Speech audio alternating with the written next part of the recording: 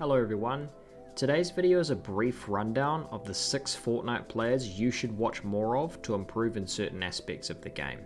If you enjoy the video, please like, subscribe and turn the notifications on. Full disclosure, Chap is and always will be my favourite streamer. I find his general demeanour very entertaining and there's always something to learn from his streams. Chap isn't the most mechanically insane player the world has ever seen, but I think this is actually one of the main reasons you should watch him. Think back to all the major meta changes this game has ever seen. OG trios on the old map, complete movement removal in squads, and controller domination in duos. He publicly adapted to most of these changes first out of most major pros on all regions, and there is a huge amount that I have personally learned through the hours of watching his streams. When something has changed in Fortnite, the first stream I turn to is Chap, because I know that despite the lesser mechanical ability, he will always be one step ahead of everyone else. Illest is one of the best controller players in the world, and his highlight videos are ridiculously entertaining. However, it's his long form videos showing entire endgames of stacked scrims and tournaments that I really like to watch and learn off of. Particularly recently, Illest has posted a couple of longer form highlights from duos Jahq, and I assume that'll continue into the future.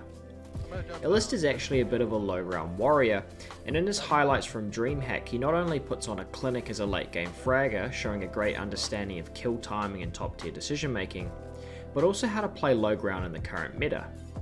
His late game playstyle is fast paced and entertaining, something that seems to come with playing controller, but it's also incredibly cerebral with good decisions being made in split seconds, showing a really deep understanding of the game's core mechanics and how to work around them.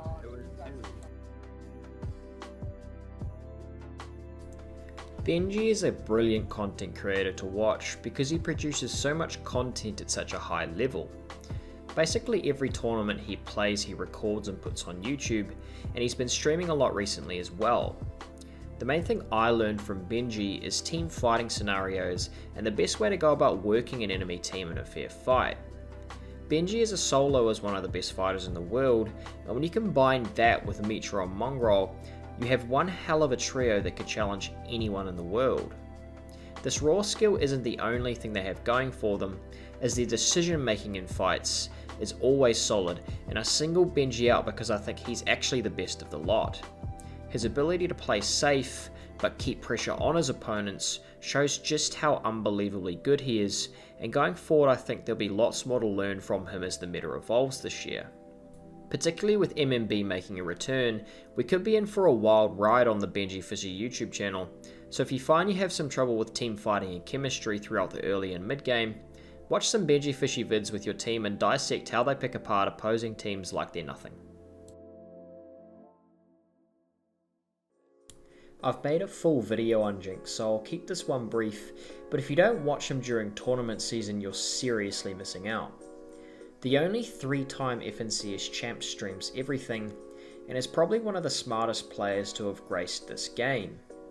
There is nothing that is immensely great about Jynx's game aside from his decision making, but his lack of weaknesses in any area combined with this leads to arguably the best player OCE has produced.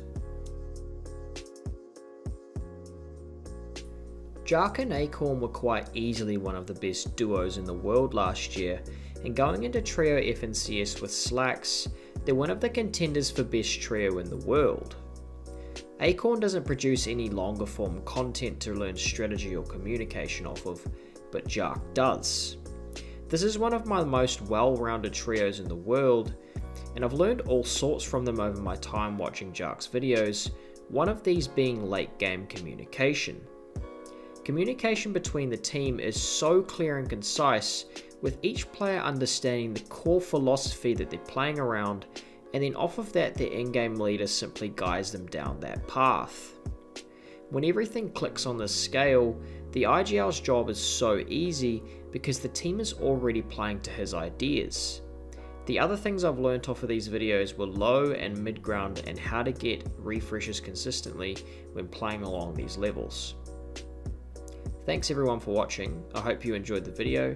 Be sure to go show these guys some love next time they release some content.